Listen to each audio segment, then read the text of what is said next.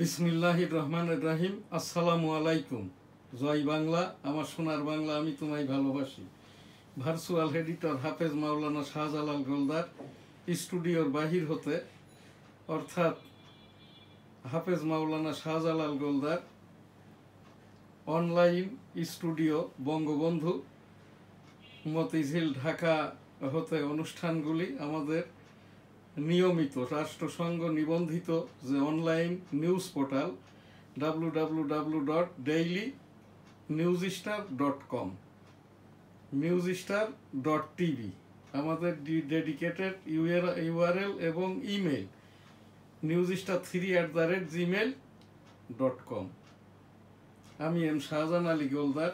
আজ অনুষ্ঠানে আমার টেকনিক্যাল ক্যামেরা অপারেটর, নিয়মিত উপস্থাপক, অনলাইন এডিটর উপস্থিত না থাকায় একাই আর কি এই ডেইলি ভিউজের অনুষ্ঠান সহ 1971 সালে রণাঙ্গনের মুক্তি যুদ্ধ, আমি এম শাহজাহান আলী গোলদার 265 দিনের রণাঙ্গনের মুক্তিযোদ্ধা, যেটা বনগাঁ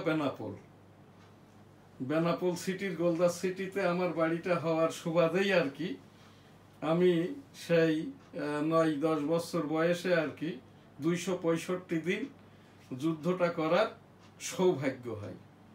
যেই জীবন গাছের নিচ দিয়ে, অর্থাৎ হাকর নদী এবং 26 নম্বর ইন্টারন্যাশনাল পিলার, বাংলাদেশ ভারতের যে সীমান্ত, ওই জায়গাটা দিয়েই আর কি ভারতীয় ল্যান্ড ট্যাঙ্কার ঢুকেছিল 450। ওই জীবন গাছটি আমার নানার, এখন আমাদের, এবং ল্যান্ড ট্যাঙ্কারগুলো এবং গোলা বারুদ যে বাঁশবাগানে মজুদ ছিল সাদিপুর গ্রামের, যেটা বৃহৎ 600 বছর পূর্বের গ্রেভিয়ার কবরস্থান, ওই কবরস্থানের সহ পাশের যে বাঁশ বাগানগুলো, ওখানটায় ওই ল্যান্ড ট্যাঙ্কারগুলো এবং গোলা বারুদ ছিল আর কি। ওই সাদিপুর জয়ন্তীপুর, যেটা আর কি 3 কিলোমিটার বেষ্টিত রণাঙ্গনের বাংকার বেষ্টিত যে যুদ্ধের ময়দান, আমরা ওই সেই রাত্রিবেলায় ভারতীয় রিফিউজি ক্যাম্পে ঘুমাইতাম। দিনের বেলায় ওই নালার ভিতর দিয়ে, ওই সেই বাংকারের মধ্য দিয়ে বাংলাদেশে এসে আর কি, যেহেতু ফ্রি জোন ছিল জয়ন্তীপুর সাদিপুর রণাঙ্গনটা, যুদ্ধের ময়দানটা, তো ওই জায়গায় এসেই আমরা যুদ্ধ করে আবারও রাত্রে ফেরত যেতাম আর কি। 30 নভেম্বর যশোর জেলাটা স্বাধীন হয় 7 ডিসেম্বর 1971। এই রকমই আর কি, একেবারেই যশোর জেলা স্বাধীনের পূর্বক্ষণেই আর কি এই দিন আমাদের বাচ্চা শিশু সহ প্রায় 30 জনের মতো আর কি ওই যে পাকিস্তানিদের মটারের গোলা যেয়ে পড়ে আর কি ওই মুক্ত অঞ্চলের যে সাদিপুর গ্রামে আর কি, সেখানটাই আর কি এই জয়ন্তীপুর সাদিপুর এখানকার লোকজন তো সব ওখানেই ছিল, এরা আর ইন্ডিয়াতে যায় নাই। আমাদের বাড়িটা যেহেতু বেনাপোল শহর সংলগ্ন, বেনাপোল সিটির গোলদার সিটিতে, এখন যেটা সাবেক বেনাপোল পোর্ট থানা, বেনাপোল স্থলবন্দরের 18 নম্বর গুদমের উত্তর দিকে আমার গোলদার সিটি, গোলদার বাড়ি, জামে মসজিদ, এই যে হোটেল বেনাপোল আবাসিক, যে জায়গাটাই আমাদের যে গোলদার সিটিটা 5 ভাইয়ের এখন 20টার মতো ভবন পরিপূর্ণ একটি সিটি। এখান থেকে আমরা 5 ভাই মান্থলি প্রায় 3 লক্ষ টাকার মতো টেনেন্ট হাউস রেন্ট গেইন করি। তো আজকের সেই বিশেষ দিনে 1971 সালের মুক্তিযুদ্ধের সেই সকল বীর শহীদদের বেদিহাত্মার শান্তি কামনা করি। এই মুক্তিযুদ্ধে আমরা 5 ভাই 2 বোন, আমার মা বাবা, আমরা 9 জন আর কি ইন্দিরা গান্ধী নিবন্ধিত যে রেজিস্ট্রেশন শরণার্থী, এর শরণার্থী ছিলাম। আমার বাবা যুদ্ধাহত মুক্তিযোদ্ধা মরহুম হাজী মধু গোলদার। এই তো সেই জায়গাটাই আর কি আমাদের 8 জনের রেশন কার্ড দেওয়া হয়। আমার ছোট 3টি ভাই, শাহ আলম গোলদার, শাহাবুদ্দিন গোলদার, ইব্রাহিম গোলদার, এরা তখন ছোট। এদেরকে নিয়ে আমাদের রেশন কার্ডটা বনগাঁতে হয় নাই। রানাঘাট যাওয়ার পথে আমি ওই স্টেশনে শাহ আলম গোলদার আমার ছোট ভাইকে নিয়ে মিসিং হয়ে যাই। 1 সপ্তাহ কাল পরে আমাদেরকে খুঁজে পাই। অতঃপর আবার আমরা সেই বনগাঁ রিফিউজি ক্যাম্পে আসি এবং সেই থেকে 265 দিন, অর্থাৎ 26শে মার্চ হতে আর কি, আমরা তো 25 মার্চ রাত্রেই আর কি ওই সেই বেনাপোল থেকে সাদিপুর আসি। সাদিপুর 1 মাস বাংকারে থাকার পরে আমরা ভারতে যাই শরণার্থী শিবিরে। তো সেই ধরেই আর কি এই যে 26 মার্চ হতে আর কি 15ই ডিসেম্বর মধ্যরাতের পূর্ব পর্যন্ত আর কি 265 দিন, এই 265 দিনের আমি যোদ্ধা। আমার সেক্টরটা ছিল 8, সেক্টর কমান্ডার শেষ অংশ মেজর মঞ্জু সাহেব। মঞ্জু সাহেব আমাদের বাইনোকুলারও দিয়েছিল। আমরা ওই একদিন গাছে উঠে পাকিস্তানিদের, খান সেনাদের, রাজাকারদের গতিবিধি, গুলি ছোড়ার স্থান, জিপ গাড়ি দেখে রিপোর্ট করতাম। তো ওই বাইনোকুলার দিয়েছিল মেজর মঞ্জু সাহেব, এবং মঞ্জু সাহেবেরই নামকরণ বাচ্চা মুক্তিযোদ্ধা। তো এই জায়গাটাই এখন কেন বলছি, আমার এই যে 5 আগস্টের পরে প্রতিনিয়ত প্রতি মুহূর্তে আমাকে ফোনে হুমকি দেওয়া হচ্ছে যে আপনি মুক্তিযোদ্ধা বলেন কেন, মুক্তিযুদ্ধ করেছেন কেন, মুক্তিযোদ্ধাটা বলার দরকার নাই, আপনি বাদে আর একজন মুক্তিযোদ্ধা ছিল ওই যে জেডাই খান পান্না, বিশিষ্ট আইনজীবী পান্না সাহেবকেও কিন্তু আমরা শোয়াইয়ে দিয়েছি। তো এইটা আমার এখানে প্রতিনিয়ত প্রতি মুহূর্ত আর কি এই রকমটা বলছে। আমি এ জায়গাটাই এই যে এখানকার যারা স্থানীয় আর কি রাজনীতিক, আমি আমাদের এই যে নিউজ স্টার ভবনটির বয়স, এটা আমাদের একটি খরিদ করা এই গোলদার স্টেটের সম্পত্তি, যেটার বয়স প্রায় 40 বছর আর কি। এই জায়গাটায় আমার ছেলেটা, আমার মেয়েটার জন্ম। আমার মেয়েটা ডাক্তার সুমাইয়া, সোনোলজিস্ট। আমার বড় ছেলেটা এই যে মিলিটারির পদস্থ কর্মকর্তা, এখন র্যাব 10-এর সিও। আমার ছেলেটা ইন্টারন্যাশনাল ইউনিভার্সিটি থেকে হাফেজ মাওলানা শাহজালাল গোলদার। আমি নিজেও 1987 সাল হতে আর কি ওই যে এরশাদ বিরোধী আন্দোলনের পরে আমার যে গণতন্ত্র, নির্বাচন, ভোট ইত্যাদির উপরে গবেষণামূলক যে সংগঠন ডেমোক্রেটিক বাংলাদেশ, যার সুবাদে একাধিকবার আমি ইউনাইটেড স্টেট অফ আমেরিকাতে গিয়েছি।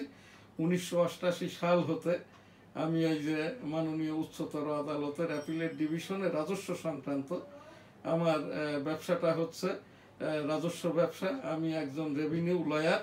1988 সাল থেকে আর কি আমি এই যে রেভিনিউ ব্যবসাটা করি আর কি। যে কারণে আমার এখানে তো 7 তারিখে আর কি কতিপয় তৃতীয় পক্ষ এসে আর কি আমাকে হেনস্থা করে, এবং এখান থেকে এই যে আমার এটা বঙ্গবন্ধু ডিজিটাল স্টুডিও 1991 সাল হতে, এখানে যে ছবিটি দেখছেন এটি আমার এটা রাষ্ট্রসংঘ কর্তৃক নিবন্ধিত। যখন আর কি আমি বাংলার 21 সংবাদপত্রটির নিবন্ধন পেয়েছি, তখন থেকেই আমার এই স্টুডিওটি। তখন তো অ্যানালগে প্রোগ্রাম করতাম। এরপরে যাই হোক আমার এই মহল্লার লোকজন, সাংবাদিক আমাকে পরামর্শ, যখন মাননীয় প্রধান উপদেষ্টা ডক্টর মোহাম্মদ ইউনূস মহোদয় বললেন আপনাদের যা কিছু বলার আছে লিখে জানান, তখন আমি একটি আবেদন করেছি, এবং সেই জায়গাতে আমার এই কথার সাথে আরেকটি কথা বলেছি। আমার যেহেতু ভারতীয় সনদ আছে, মুক্তিযুদ্ধের প্রত্যাগত সনদ আছে, এই দেশীয় কোনো সনদ, কোটা ভাতা প্রয়োজন নাই। তবে 1971 সালের মুক্তিযুদ্ধ রণাঙ্গনের মুক্তিযোদ্ধা এবং মুক্তিযোদ্ধাদের আহত নিহত মর্যাদা সেটেলমেন্ট প্রত্যাশা করছি মাননীয় প্রধান উপদেষ্টা ডক্টর মোহাম্মদ ইউনূস মহোদয় বরাবর। আজকের এখানে শুরুতেই আমাদের যে অনুষ্ঠান, এই হজ উমরা, লাব্বাইক আল্লাহুম্মা লাব্বাইক, লাব্বাইক লা শারীকা লাকা লাব্বাইক, ইন্নাল হামদা ওয়ান নিয়ামাতা লাকা আল মুলক লা শারীকা লাক। রব্বুল আলামিন পাক পরওয়ারদিগার বিশ্বের সকল মানুষকে একবার করে অন্তত হজ উমরা করার তৌফিক দান করুন, আমিন। হজ প্যাকেজ এবারে 4,79,000 টাকা। এই যে প্রাক নিবন্ধনের সময় বাড়বে, এটা আজ পর্যন্ত ছিল প্রথম দফায় হজ নিবন্ধনের শেষ তারিখ, এই সময়টা আরো বৃদ্ধি হবে। সেই মধ্যপ্রাচ্যের দেশ ফিলিস্তিন, এখানে বেঞ্জামিন নেতানিয়াহু, ইসরায়েলের যে প্রধানমন্ত্রী, ফিলিস্তিনিদের মেরে সাফ করে ফেলছে। 44,000-এর ওপরে খুন করেছে, 1 লক্ষের ওপরে আহত। যারা আহত অবস্থায় কাতরাচ্ছে তাদেরকে সুস্থ করে দিন, আমিন।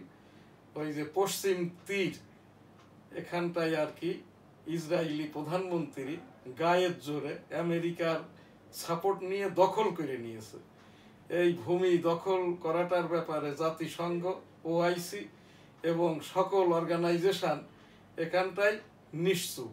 ফিলিস্তিনিদের আবাস সে তাদেরকেই বসবাস করতে দিন। যারা মৃত্যুবরণ করেছে শহীদ, সকলের জান্নাত কামনা করছি, আমিন। রাব্বুল আলামিন পাক পরওয়ারদিগার এই যে ইসরায়েলের প্রধানমন্ত্রী বেঞ্জামিন নেতানিয়াহুকে হেদায়েত দান করুন, খুন বন্ধ করুন, আমিন। আস্তাগফিরুল্লাহ রাব্বিহিম মিন কুল্লি যামবি ওয়া আতুবু ইলাইহি ওয়া লা হাওলা ওয়া লা কুওয়াতা ইল্লা বিল্লাহিল আলিয়্যিল আযীম, আমিন। আমি সেই 1987 সাল থেকে এই পর্যন্ত আর কি ওই ফিলিস্তিনের ওপরে যখন ইয়াসির আরাফাত সাহেব ছিলেন তখন থেকেই ইস্তেগফার দোয়াটা করে যাচ্ছি। আজ সংবাদপত্রে দেখলাম এই যে ফিলিস্তিনিদের ওপরে বাংলাদেশের একটি শিশু আর কি এই যে এই জায়গাটায় ফিলিস্তিনি পতাকা হাতে আর কি এখানটায় তাদের জন্য দোয়াটা কামনা করছে। দুর্বল আমলের শেষ যে কথা, এই ছাড়া আমাদের আর করারই বা কি আছে আর কি। আমি এই যে 1971 সালের রণাঙ্গনের মুক্তিযোদ্ধা, এটি আমার মুক্তিযুদ্ধের সনদ, আমার বাবারও সনদ এখানটাই আর কি, মরহুম হাজী মধুগোলদার। এই দেশেও আমাদের কোনো সনদ, কোটা, ভাতা কিছুরই প্রয়োজন নাই। আমি এখান থেকে এম শাহজাহান আলী গোলদার 1971 সালের রণাঙ্গনের একজন মুক্তিযোদ্ধা। মুক্তিযুদ্ধের মর্যাদার সেটেলমেন্ট প্রত্যাশা করছি প্রতিনিয়তই আর কি। আমি বলে যাচ্ছি এখান থেকে আরেকটি উপস্থাপনা মাননীয় অন্তর্বর্তীকালীন সরকারের সরকার প্রধান উপদেষ্টা ডক্টর মোহাম্মদ ইউনূস মহোদয় বরাবর এই যে নিউজ স্টার ভবন, বঙ্গবন্ধু ডিজিটাল স্টুডিও, আমি এম শাহজাহান আলী গোলদার 1971 সালের রণাঙ্গনের, আমি জীবদ্দশায় বেঁচে আছি রণাঙ্গনে 265 দিনের যোদ্ধা। আমার এখানটায় টেলিফোনে, মোবাইলে, বাড়িতে এসে আমার স্ত্রীর কাছে, ছেলে মেয়ের কাছে প্রতিনিয়ত মুহুমুহু টেলিফোনে আর কি বিভিন্ন রকমের ভয় ভীতি প্রদর্শন করা হচ্ছে। আপনি মুক্তিযোদ্ধা বলবেন না, আপনি বাড়িতে থেকেন না, আপনি অফিস করবেন না, ইত্যাদি ইত্যাদি আর কি। যা মর্মে আমি মাননীয় প্রধান উপদেষ্টা বরাবর ইতিমধ্যে আমি অবগত করেছি আর কি। আবারও আজ আর কি আমি এখানটায় এই যে রাত্রবেলায় আর কি গোপনে আমি এখান থেকে আমার এই প্রোগ্রামটি, আমার এই যে অনলাইন নিউজ পোর্টালটি দি ডেইলি নিউজ স্টার ইংরেজি সংবাদপত্রের, দি ডেইলি নিউজ স্টার ইংরেজি সংবাদপত্রের অনলাইন নিউজ পোর্টাল, তো সেই জায়গার থেকেই আর কি আমি এখানে আমার এই আবারও মাননীয় প্রধান উপদেষ্টা ডক্টর মোহাম্মদ ইউনূস মহোদয় বরাবর আমি একজন মুক্তিযোদ্ধা 265 দিনের সেই হিসাবটাই আর কি। এই বাড়িটাও আর কি আমার গোলদার স্টেটের, আমরা ওই যে যশোর জেলার শার্শা উপজেলা, এখন যেটা বেনাপোল পোর্ট থানার আর কি স্টেট অধিপতি, অর্থাৎ ব্রিটিশ কর্তৃক যখন আমাদেরকে আর কি আমাদের সহায় সম্পত্তি সমস্ত কিছু কেড়ে নিয়ে 1000 একর করে জমি ফেরত দেওয়া হয়, সেই সময় থেকেই আর কি আমরা এই যে ওই স্টেট অধিপতি।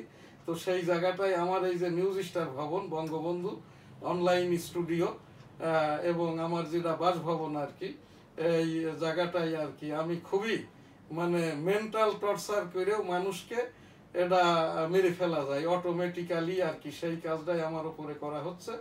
আমার বয়সটা এখন 65, তো যে কারণ দিয়েই আর কি আমার এই শব্দ দূষণে বাম কানটি নষ্ট। 1971 সালের মুক্তিযুদ্ধের সময় বহুবার আমি বলেছি, এখন চোখটাও নষ্ট।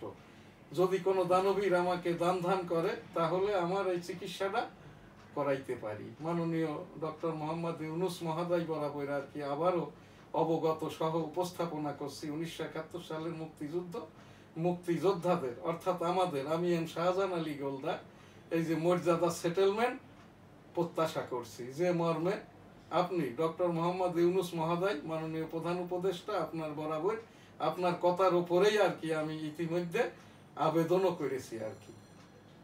আজ এখানটায় সেই 1971 সালের মুক্তিযুদ্ধে যারা শহীদ ছাত্র জনতা সরকার 2024, এখানে যারা 16ই জুলাই হতে অদ্যাবধি যারাই মৃত্যুবরণ করেছে তারা সকলেই শহীদ। সেই সকল শহীদদের বিদেহী আত্মার শান্তি কামনা করি। সকলকে জান্নাত দান করুন আমিন। যারা অসুস্থ অবস্থায় দিনাতিপাত করছে, বৈষম্য বিরোধী ছাত্র আন্দোলনের অসুস্থ যারা, আহত যারা, যাদের এই দেশীয় চিকিৎসাটা শেষ, রোবোটিক থেরাপি দরকার, তাদের সকলকেই আর কি বিদেশে চিকিৎসার জন্য পাঠিয়ে দেওয়া হোক। এখান থেকে আমি উপস্থাপনা করেই চলেছি, যারা আহত তাদের 1.5 কোটি টাকা, যারা শহীদ তাদেরকে 1 কোটি টাকা, যারা মহাশহীদ অর্থাৎ আমার বেনাপোলেরই সন্তান এই যে আব্দুল্লাহ, সারোয়ার্দী কলেজের অনার্স 3য় বর্ষের ছাত্র ছিল, খুব গরিব দরিদ্র মানুষের ছেলে, এরা মহাত শহীদ যারা আবু সাইদ সহ, এদেরকেও 5 কোটি টাকা করে মাননীয় প্রধান উপদেষ্টা এককালীন তাৎক্ষণিকভাবে এই টাকাটা দিলে তাদের পরিবারটা হয়তো এই শোকটার কিছুটা হলেও কাটিয়ে উঠতে পারবে আর কি। তো সেই সকল শহীদের বিদেহী আত্মার শান্তি কামনা করি। সকলকে জান্নাত দান করুন আমিন। আস্তাগফিরুল্লাহ রাব্বিহি মিন কুল্লি যামবি ওয়া আতুবু ইলাইহি ওয়া লা হাওলা ওয়া লা কুওয়াতা ইল্লা বিল্লাহি আলিল আযীম আমিন। এখন আমাদের যে প্রোগ্রাম, এই যে আজকে সংবাদপত্র দুইটি, দি ডেইলি নিউজ স্টার, দৈনিক ইত্তেফাক।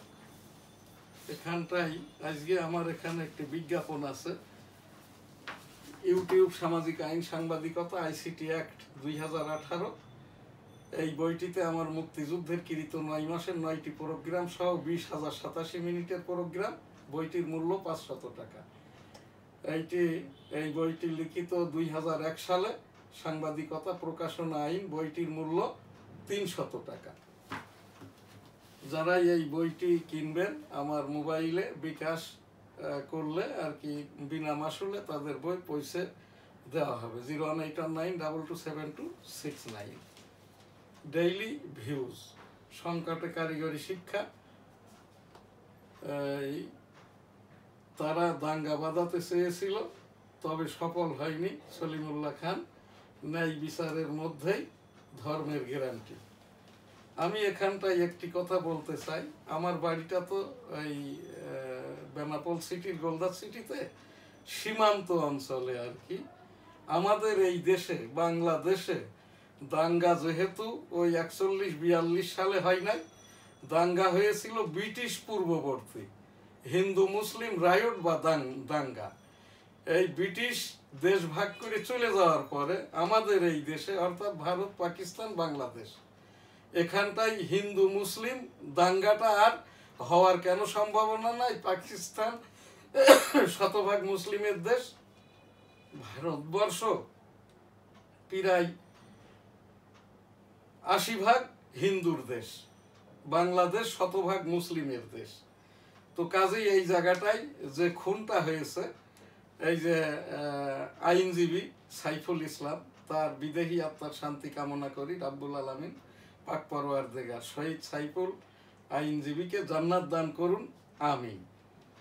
এই জায়গাটাই আর কি। ইতিহাসবিদ বলছেন রাজনীতির কথা, রাজনীতিবিদ বলছেন অর্থনীতির কথা, এনজিও ব্যক্তিত্ব দেবপ্রিয় ভট্টাচার্য বলছেন বাংলাদেশ ব্যাংকের কথা। সাবেক বাংলাদেশ ব্যাংকের গভর্নরকে জ্ঞানদান করছেন দেবপ্রিয় ভট্টাচার্য। খুবই দুঃখজনক, হাইপোথেটিক্যাল। আমি আবারও উপস্থাপন করছি, যারা এনজিও ব্যবসাটা করেন বড় গলায় কথা বলবেন না। দেবপ্রিয় বাবু, আপনি বিদেশি এনজিও দালালের বাংলাদেশি দালাল। আপনি সেন্টার ফর পলিসি ডায়ালগের একজন ছাত্র, শিক্ষকও হন নাই, প্রিন্সিপালও হন নাই। আপনার থেকে 18 কোটি জনগণের পক্ষ থেকে অনেকে আমাকে ফোন করে যে এই সম্পাদক সাহেব, এই দেবপ্রিয় বাবুটাকে উনি কি করছেন? এই যে একটা ইসকন বা হিন্দুত্ববাদ একজন আইনজীবীকে প্রকাশ্যে খুন করলো, এ বিষয়টার উপরে দেবপ্রিয় বাবুর ধর্মীয় মূল্যবোধের উপর কথাবার্তাটা কি? এই যে সলিমুল্লাহ খান সাহেব এখানে একটা খুসা দিয়ে দিলেন আর কি, ন্যায় বিচারের মধ্যেই ধর্মের গ্যারান্টি। তাহলে কি এই বৈষম্য বিরোধী ছাত্র আন্দোলনের পরে যে সরকার গঠিত হয়েছে ডক্টর মোহাম্মদ ইউনূস মহোদয়ের নেতৃত্বে, ইউনুস মহোদয় ডক্টর সলিমুল্লাহ খানকে এখানটাই আর কি উপদেষ্টা করেন নাই বলেই আর কি তিনি তার ক্ষোভটা এইভাবে ঝাড়লেন। আমি একজন সিনিয়র সাংবাদিক, আমার সাংবাদিকতার বয়স 38 বছর, আমার আইনজীবী, আমি আইনশাস্ত্র পাশ করেছি এখন থেকে 37 বছর পূর্বে। আমি মাননীয় অ্যাপিলেট ডিভিশনের এই সুপ্রিম কোর্টের রেভিনিউ বিষয়ক মামলাটা করে থাকি 1988 সাল হতে। আমার 4টি ডিএলআর আছে, মোহাম্মদ শাহজাহান আলী গোলদার বনাম বাংলাদেশ রাষ্ট্র। তো এই জায়গাটাই আর কি আমরা যে কথাটা আমি বলেই চলেছি 1991 সাল থেকে, যার কাজটা সে করেন, আবারও উপস্থাপন করছি। ডক্টর মোহাম্মদ ইউনুস মহোদয়, আপনি অন্তর্বর্তীকালীন ছাত্র জনতা সরকার 2024-এর প্রধান উপদেষ্টা। শোনা যাচ্ছে আর কি আপনার আমেরিকান নাগরিকত্ব এখনো আপনি শিথিল বা বাতিল করেন নাই, বাংলাদেশের আপনার এনআইডিটাও নিশ্চিত করেন নাই। আমি বাংলাদেশের 18 কোটি জনগণের পক্ষ থেকে, আমি তো পত্রিকা সম্পাদক, অনেকেই আমার কাছে এই প্রশ্নটা করে থাকেন আর কি, যে কারণে আর কি আপনি আপনার ওই গ্রামীণ ব্যাংকের যে চেয়ারম্যান পদটা যতদিন আপনি আমাদের প্রধান উপদেষ্টা হিসাবে দায়িত্বটা পালন করছেন, একটি দায়িত্ব পালন করেন আপনি। অনুরোধ করছি দয়া করে আপনাকে, যে অনুরোধটি আমি প্রত্যেক সরকার প্রধানকেই বরাবরই করে থাকি, সেই এরশাদ সরকারকে থেকে নিয়ে এই পর্যন্ত। কারণ 1987 সাল থেকে আমার যে সংগঠন অরাজনৈতিক ডেমোক্রেটিক বাংলাদেশ, আমি ডেমোক্রেটিক বাংলাদেশের প্রেসিডেন্ট 1987 সাল থেকে অদ্যাবধি, যে কারণে আমি বিশ্বের বহু গণতন্ত্র, স্বৈরতন্ত্র, এই ফ্যাসিবাদী দেশ, তারপরে কমিউনিস্ট দেশ আমি ঘুরে বেরিয়েছি আর কি গণতন্ত্রের জন্য। তো এই জায়গাটাই আর যারা আমাদের এই যে উপদেষ্টা পরিষদে উপদেষ্টা হয়েছেন, আপনারাও একটি কাজ করেন, যতদিন আপনারা উপদেষ্টা ততদিন উপদেষ্টার কাজটাই করুন। দয়া করে অনুরোধ করে আমি বলছি, আপনার যে দপ্তর, আপনার দপ্তরের কথাটাই আপনি বলেন।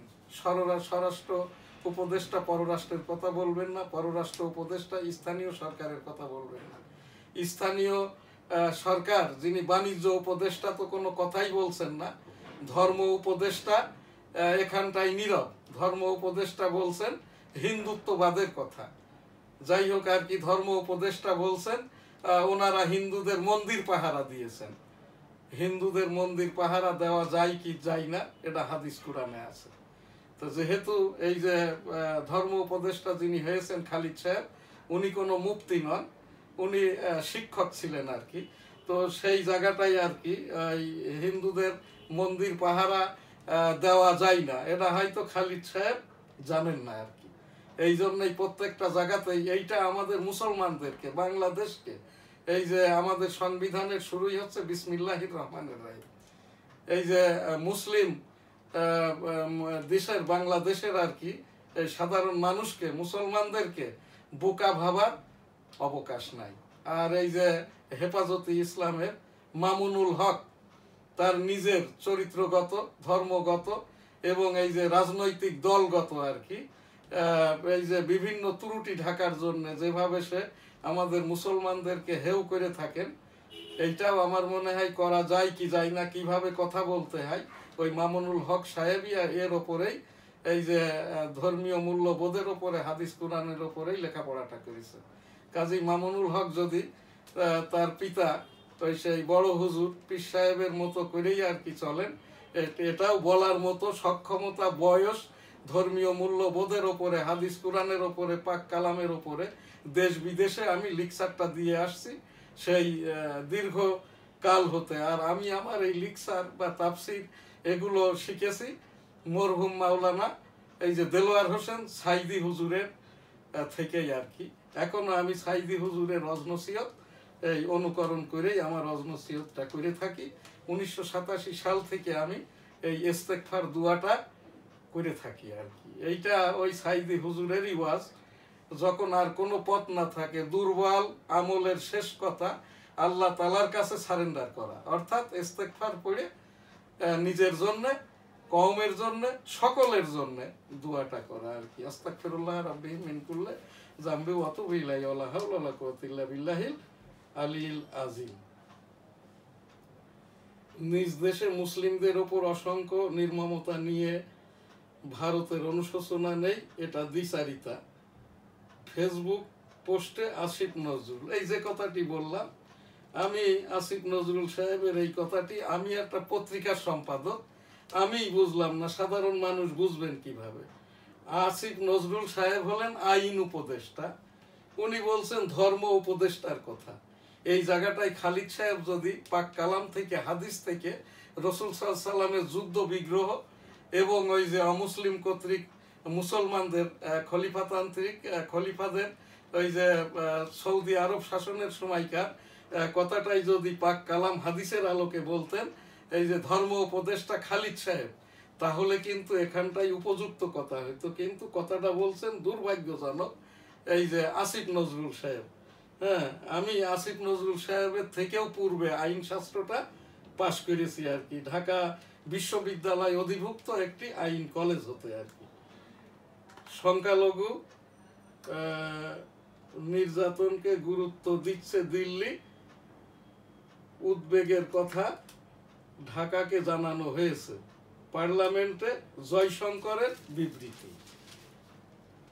তরুণদের রাজনৈতিক দল গঠন সাধারণ মানুষের দাবি, ইত্তেফাকে একান্ত সাক্ষাৎকারে সামান্তা শারমিন।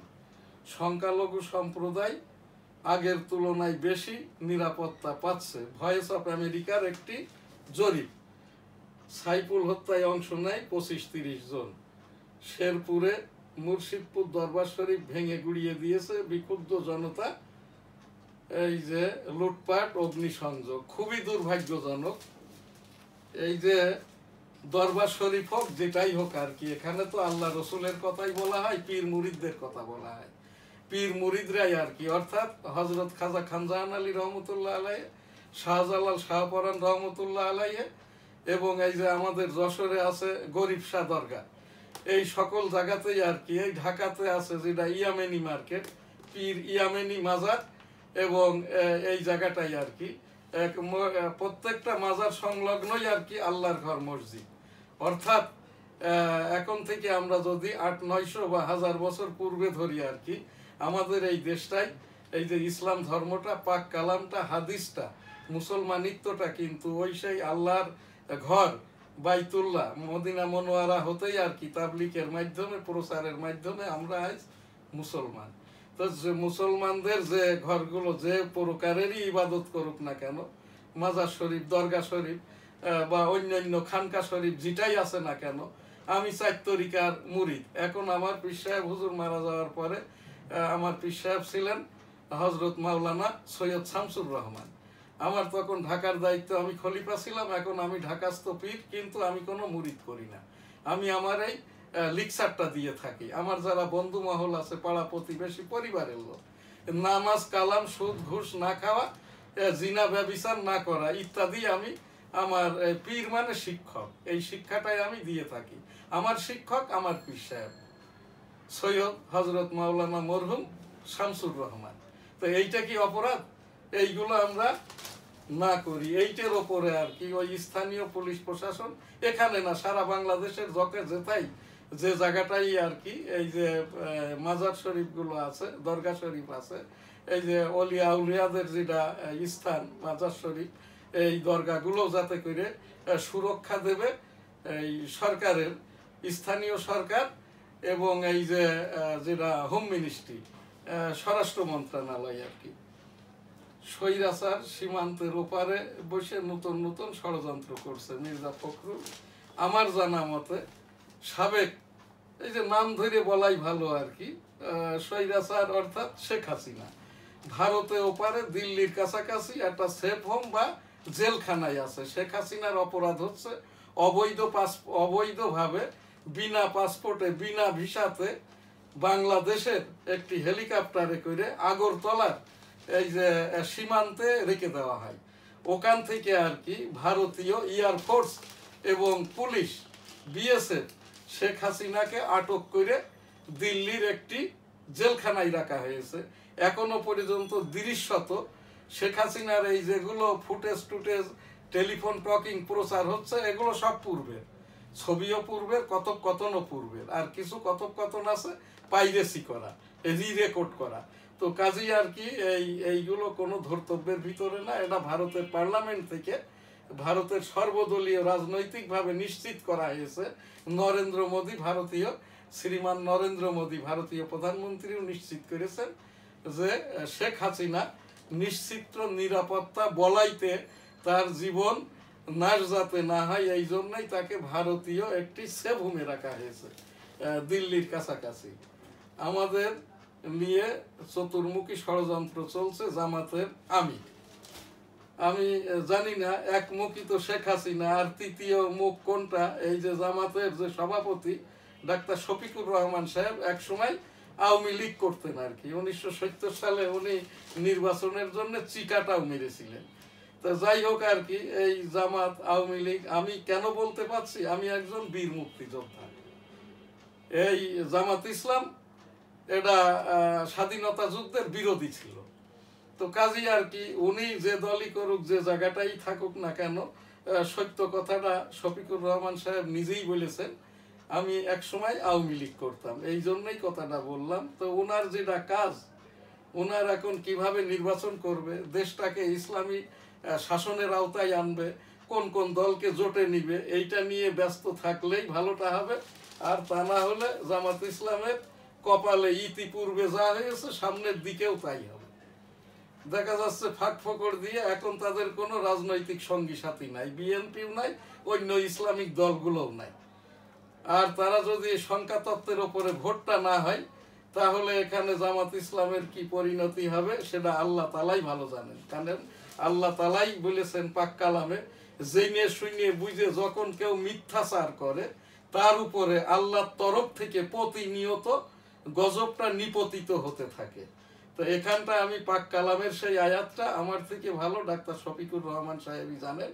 তো এই জায়গাটাই, আর আমি যেহেতু এই যে ইসলামী ব্যাংকের শুরা বোর্ডের যিনি চেয়ারম্যান ছিলেন, শরিয়া বোর্ডের মাওলানা দেলোয়ার হোসেন সাইদি, যখন বাইতুল মুকাররমে 1985-86 সালে পাক কালাম তাফসির করতেন, তখন আমি তাফসির শুনতাম। দেলোয়ার হোসেন সাইদি হুজুর হচ্ছেন আর কি আমার যে ছোট বোন, কিন্তু আমার থেকে বড় আর কি। আমার এই ছোট বোনের শ্বশুর বাড়ি এই নোয়াখালীর লক্ষ্মীপুরে আর কি। তো সেই সুবাদে আর কি দেলোয়ার হোসেন সাইদি হুজুরের, এখন যিনি সাইদি হুজুরের ছোট ছেলের যে স্ত্রী আর কি, সে হচ্ছেন এখানটাই আর কি সাইদি হুজুরের এই ছোট ছেলের স্ত্রী হচ্ছেন হাফেজ মনির উদ্দিন।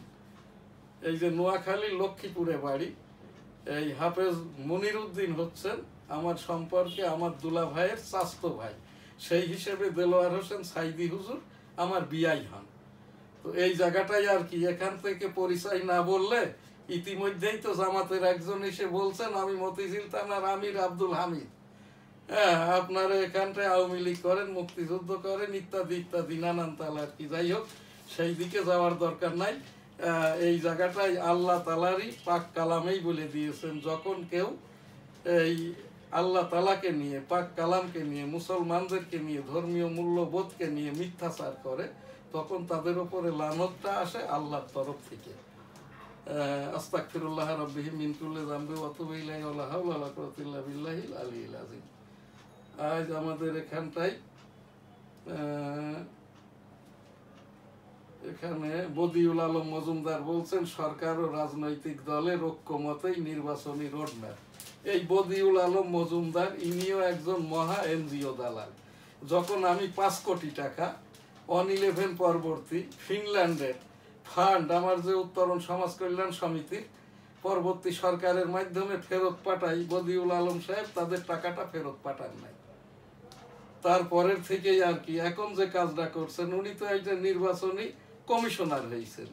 তো রাজনৈতিক দল আর সরকার যদি ঐক্যমতই হতে হয়, ওনার ওই জায়গাটায় ওই কমিশনার সে যে লাভটা হয়েছে কি? উনি কি রাজনীতির ওপর লেখাপড়া করছেন? উনি কি গণতন্ত্র নিয়ে চর্চা করছেন? উনি কি কোনো একটা দিন আর কি এই দেশের জন্য, জনগণের জন্য, ধর্মীয় মূল্যবোধের জন্য কোনো একটা ফকির মিসকিনকে 2টা টাকা দান ধান করছেন? তো যাই হোক আর কি, এই রকমটা কথাটা বলতে গেলে যে কথাটা রাষ্ট্রের সাথে জনগণের সাথে জড়িত থাকে, সেইটা উনি এদেশের বুদ্ধিদীপ্ত মানুষকে, তারপরে যারা রাজনীতি করে, সরকারে যারা আছেন, এদেরকে নিয়ে মুহুমুহু বৈঠক করে তার মাধ্যম দিয়েই সিদ্ধান্তটা দিবেন।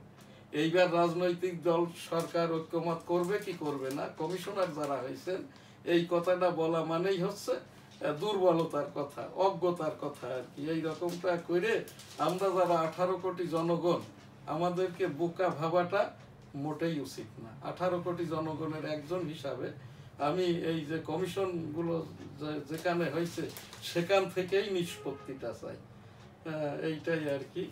তো আজকে আর আমাদের তেমন হেডলাইন নাই। গোলদারবাড়ি জামে মসজিদের সৌজন্যে দি ডেইলি নিউজ স্টার, দৈনিক সবার আগে, দৈনিক বেনাপোল, উইকলি যশোর টাইমস, সাপ্তাহিক বাংলার 21, সাপ্তাহিক 21-এ ডেঙ্গু সতর্কতায় থাকুন, কোভিড সতর্কতায় থাকুন। সিটি কর্পোরেশন প্রতিদিন একবার করে মশার ঔষধ স্প্রে করুন।